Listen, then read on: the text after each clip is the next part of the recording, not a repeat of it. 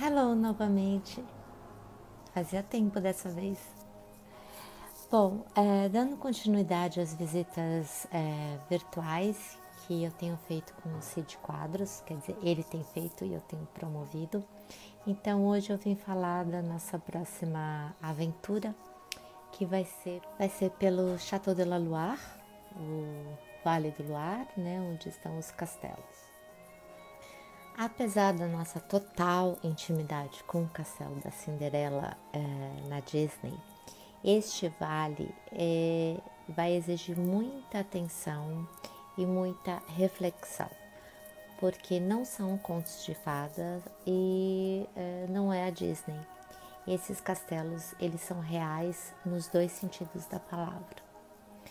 Depois da Guerra dos 100 Anos, parte da história da realeza francesa passou, né, por esse rico Vale do Loire, onde reis, rainhas e nobres se instalaram e os seus castelos, em todos os estilos arquitetônicos possíveis, foram para lá, na verdade, em busca de segurança, proteção, afirmação do poder real, para o lazer e para também encontrar amantes, além de caçadas.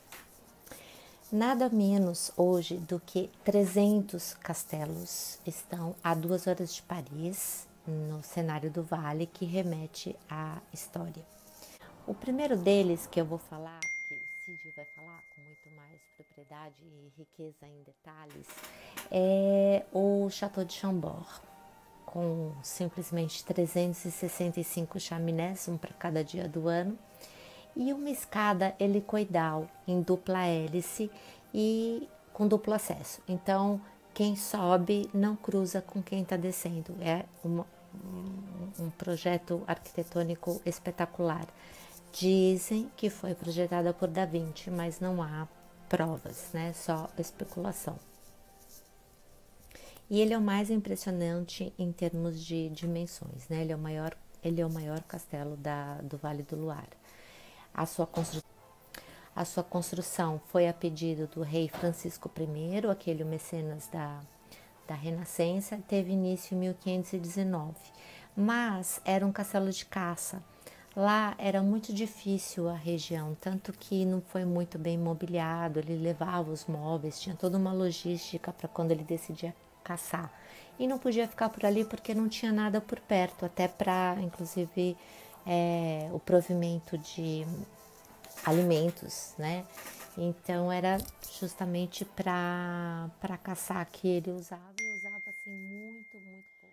Uma questão interessante no castelo de Chambord são as salamandras que são esculpidas por todos os lados, era o símbolo do rei Francisco I. E essa salamandra sempre com a frase em latim nutrisco e extingo, que significa nutro e destruo.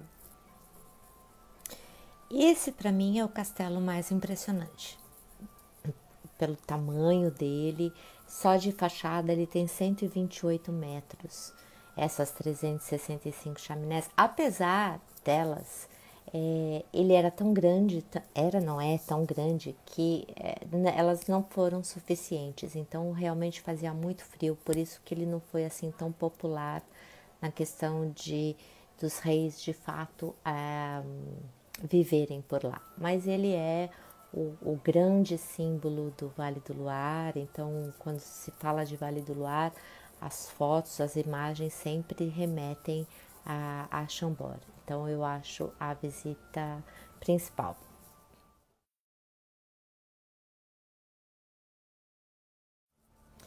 O outro castelo muito interessante é Chenonceau. A gente esqueci da Fifi que tá aqui comigo na visita. Não dá pra, acho que não dá para enxergá-la. Deixa eu fazer assim. Aí ela participa. É também conhecido como o Castelo das Sete Damas. É o segundo mais visitado do vale depois de Chambord. E esse apelido, Sete Damas, é por causa das grandes proprietárias que habitaram o chateau ao longo dos séculos, né? Cada uma deixou ali a sua marca da reforma. Destaques são para a amante do rei Henrique II, Diane de Poitiers, que eu vou falar dela, uma questão interessante. E com a morte do rei Henrique II, a Catarina de Médici simplesmente despejou Diane de Poitiers. E a Catarina de Médici reformou depois disso todo o castelo e celebrou a coroação do filho Henrique III, com a primeira queima de fogos que existiu na França. Esse rei Henrique III morreu inesperadamente, ele foi assassinado, e a viúva dele, conhecida como Rainha Branca, Reine Blanche, Louise de Lorraine-Vaudemont, ela transformou os aposentos dela em tons de luto. Então, os aposentos dela são negros, parede com papel de parede negro, a cama com tecido negro. E, ao mesmo tempo, ela passou a vestir branco. Daí o seu apelido de Rainha Branca. Sobre a Diane de Poitiers, ela era muito famosa, conhecida e comentada por causa da sua beleza e a sua juventude.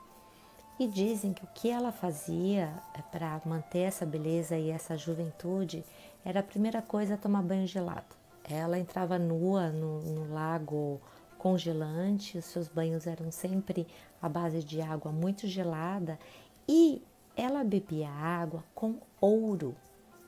Tanto tomou que foi feito um exame de uma mecha do cabelo dela.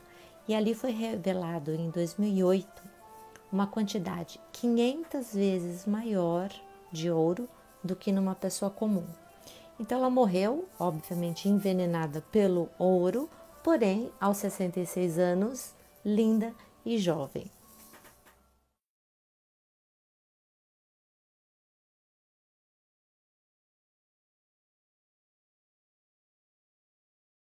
É claro que falar do Vale do Loire, a gente tem que necessariamente, obrigatoriamente, falar de Catarina de Médicis. Os guias, eu acho fundamental, tá? Fazer essa visita guiada, né? Porque aí ele conta as histórias, as fofocas, as intrigas da corte. Catarina, ela adorava poções, bruxos, alquimistas, e uma rainha que parece que curtia envenenar as pessoas, né? Talvez a madrasta da Branca de Neve tenha se inspirado em Catarina. Não confundir Catarina de Médicis com Catarina Grande da Rússia. Toda a problemática da Catarina começa quando ela se torna órfã, ainda bebê. Ela foi dada em casamento aos 14 anos de idade como Maria Antonieta e levada da Itália, né, seu país de origem, para a França.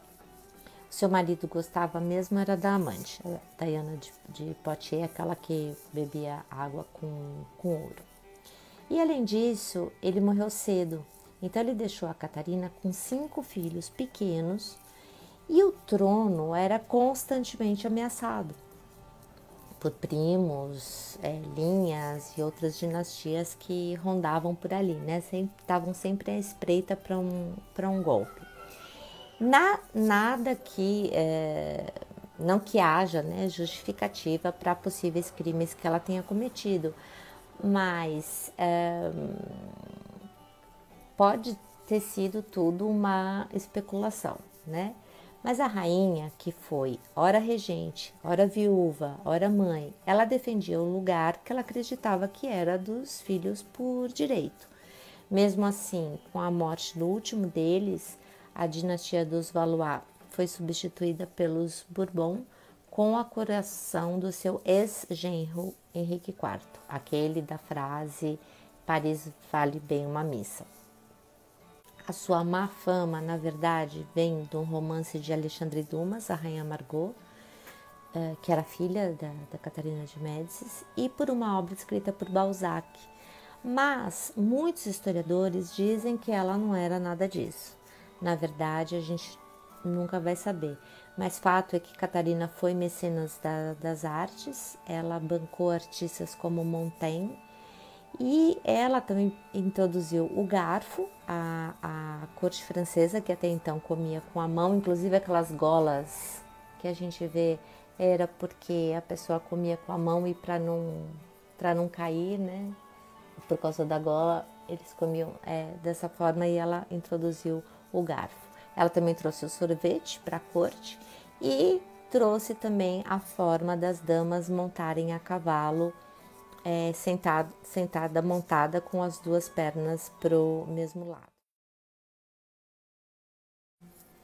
Se você gosta dessas historinhas, o meu livro é Paris Vivências, com 460 páginas sobre essa curiosidade de terapia que a gente tem feito aqui, que eu tenho contado uma coisinha, uma pincelada ou outra. Você pode adquirir as 460 páginas com esse tipo de historinha que entretém de forma enriquecedora o nosso conhecimento da história. Claro que eu conto um lado um pouquinho mais especulativo, de fofoquinhas à parte, só para dar uma apimentada na história. Mas o meu livro, o link está na bio do meu Instagram. E eu tô falando do Vale do Luar, porque nós começamos esse projeto de visitas virtuais para entreter você nesse tempo de quarentena, para enriquecer o seu tempo e para lhe provocar um pouco de arte terapia, lhe propor esse momento de 90 minutos onde você sai um pouco aí da nossa realidade, sai um pouco do noticiário do dia e pode se entreter. E eu recomendo que pegue queijos, separe um bom vinho. Se você tem uma Smart TV, você pode assistir essa visita que o Cid faz a partir da sua televisão como um aperitivo para os seus almoços aos sábados e domingos, para que seja de forma mais relaxante. Então, sábado agora nós teremos Versalhes às 11 horas da manhã, sempre às 11. E aos domingos continuamos com o Louvre. Já estamos preparando esse material sobre o Vale do Loire e depois vamos fazer Fontainebleau, vamos fazer Giverny, a casa de Monet, a Catedral de Chartres com seus mistérios. Então, por enquanto, eu convido vocês muito em breve para saber dessas histórias. Gente, eu queria falar, eu voltei, porque eu tô fazendo isso para vender meu livro e para passar um pouquinho de curiosidade para vocês nesse momento de terapia e para promover esse projeto de visitas virtuais como arte terapia. Só que eu sou uma pessoa tímida. Eu não sou tímida socialmente, mas eu sou muito tímida profissionalmente porque eu trabalho nos bastidores. Então eu promovo outras pessoas, né? Coloco as pessoas que ficam na linha de frente e eu tive que colocar minha cara à tapa. Então é um desafio para mim, só que eu tô absolutamente encantada com as mensagens que eu tenho recebido por direct, que tá valendo a pena essa troca. Então eu queria agradecer de coração esse apoio que vocês têm dado, porque vocês têm gostado desse momento Curiosidade Terapia, e agradecer porque de fato tá havendo essa troca.